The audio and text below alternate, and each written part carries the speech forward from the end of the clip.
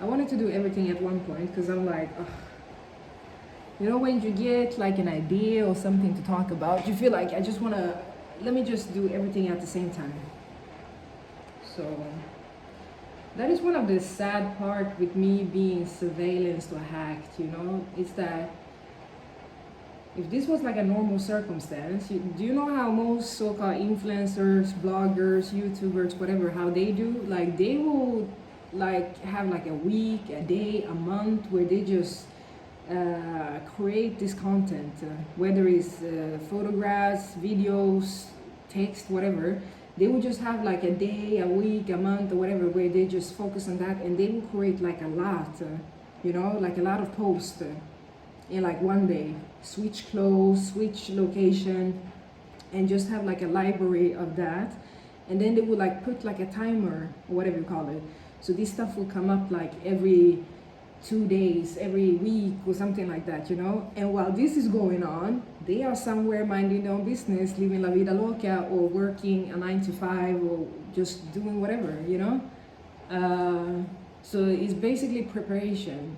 So I was, because I'm studying at the same time, and I need to be putting a lot more time on that because I'm graduating soon. So I have the same, you know, that I would do like, let's say like 3 videos in one day, or I would do like if it's cooking, I would do like 3-4 dishes in one day as well. But I don't upload it the same day, you know. I just take them as it comes, you know. So you don't get like directly fresh material. But the thing is, like, me being a little bit like, am I still being hacked? Am I still being surveillance? So sometimes you feel like stuff that I have in my library, like as soon as I log in, I see like posts or something similar, people talking about it, or, you know, I'm getting hints that we already seen it. Like you will probably put it up in a week or something, but we have already seen it, read it, or whatever. And it's like, oh, it's so sad, you know? And I'm like, this is basically cock blocking when it comes to the financial part. Because I'm not rich. I don't care what anybody's saying. Maybe in spirit or anything like that. But here in the 3D, like that, I'm not rich, you know? And I'm just trying to survive like everybody else. Just trying to come up with anything, you know, to just have my head above the water. You know, like a 2-3 income, whatever. I'm just trying to do that. And it feels so sad that this situation that I'm in, like imagine people stealing your stuff, you know? Bro, it's not fair, bro. It's not fair. It is not fair. And then you will have probably some people that will be jealous of this whole situation, thinking, oh, she doesn't deserve this, you know, position, this whatever, you know, like her shit, her content is not even that well thought through or good or whatever. It's just because of this that she's getting so much attention or whatever she's getting. And it's like, you guys might be right in some degree, but in the same time, you gotta see the bad stuff that comes with this as well. And be like, would you be able to handle this? Like, would you be okay with basically everything that you do being stolen and taken out of context, and you cannot even live on your own stuff? Like, you know, people putting blockages. Do you understand? Would you be okay with that? I don't think you would. So I mean, like, there's nothing to be jealous of, really. It's not. It's basically me just trying to make sugar out of shit, like 50 Cent said. It's a shitty situation, and you just like, fuck it. How can I profit out of this? How can I make something, you know, something good come out of something as bad as this, you know? It is crazy, bruh. I mean, you will have some channels that are even bigger than you, that will basically like copy. Like I've seen these people talk about this on podcasts, and they have found like, you know, like A-list celebrities be sitting there and basically stealing directly. They don't even switch it up a little bit and put their own spin or anything. They will steal like an unknown person's post, thoughts, music, lyrics, whatever, you know? and the poor person doesn't even know about it, you know. But somebody, that's the good part with internet, you have eyes, it's always somebody, you know. So they will be like, nah, you were not the first one talking about this, you were not the first one creating this, you know. And they will show you receipts and all of this stuff. So that's good. But it's like you can't, you this is one of the reasons I don't watch a lot of other people's content so much, because I don't want to, because you get how do you say, hur ser man påverkad?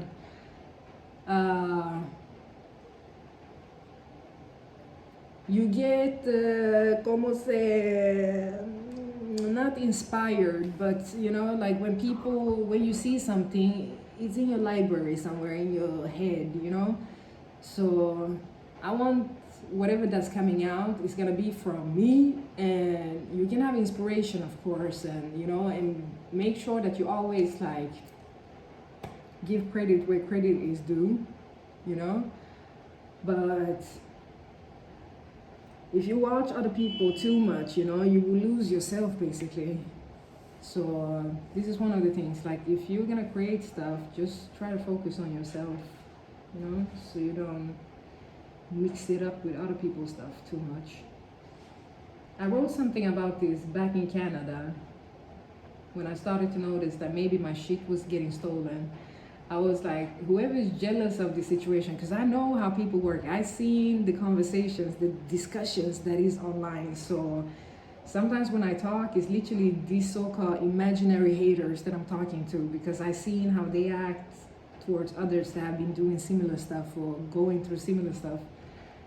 So, but I said, like, if somebody's out there being hateful, jealous, and thinking that, you know, I don't deserve this, and they see this as something good, like, oh, I want this too, like, why her, you know? I wrote something like, don't hate, you don't even have to congratulate, but don't,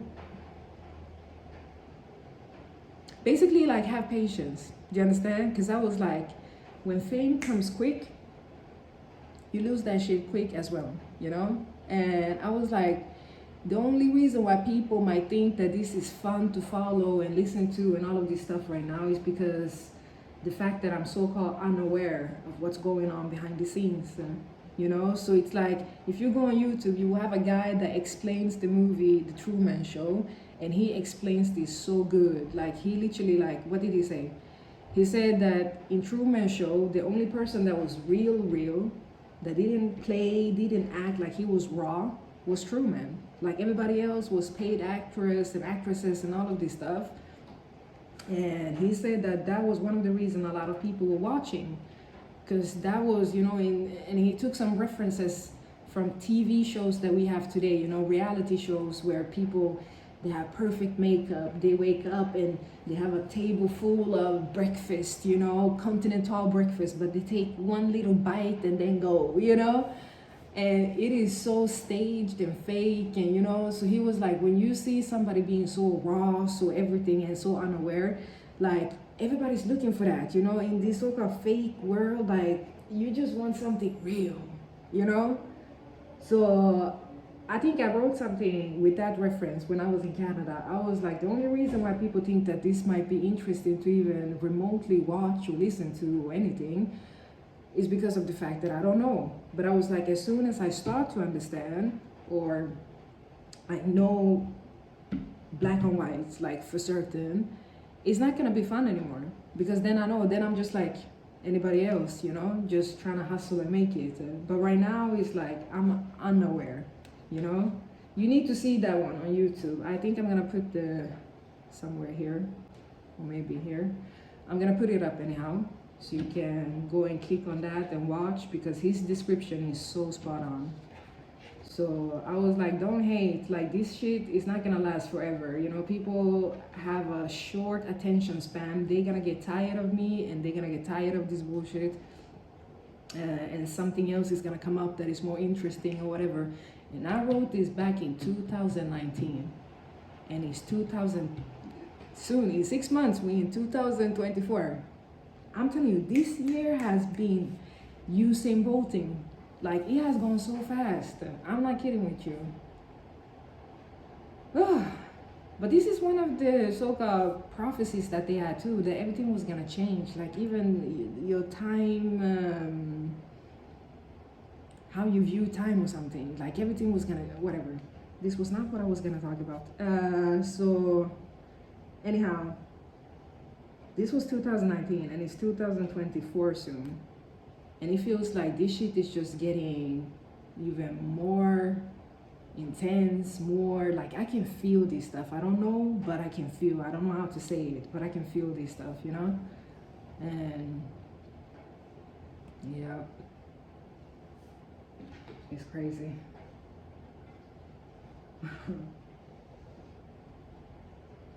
I can feel this stuff.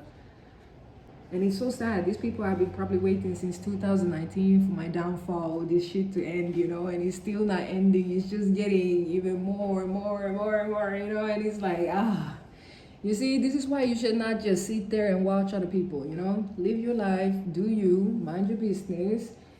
Like, imagine if you have started, like if somebody has been on my ass and case for that long. Imagine if you started with whatever you really wanted back then, what you would have now. Do you understand? So what I want from you is that from here on out, everybody has a dream, plan, something, goal.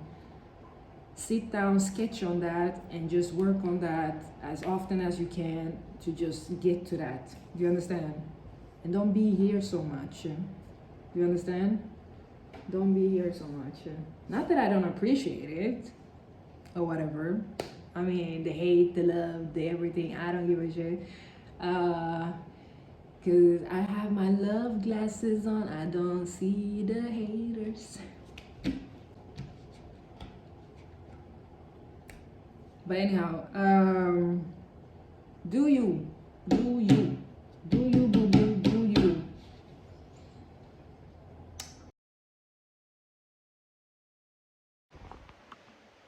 This is my maison. I forgot to share, I have some good news. My roommate, he told me, he's moving out.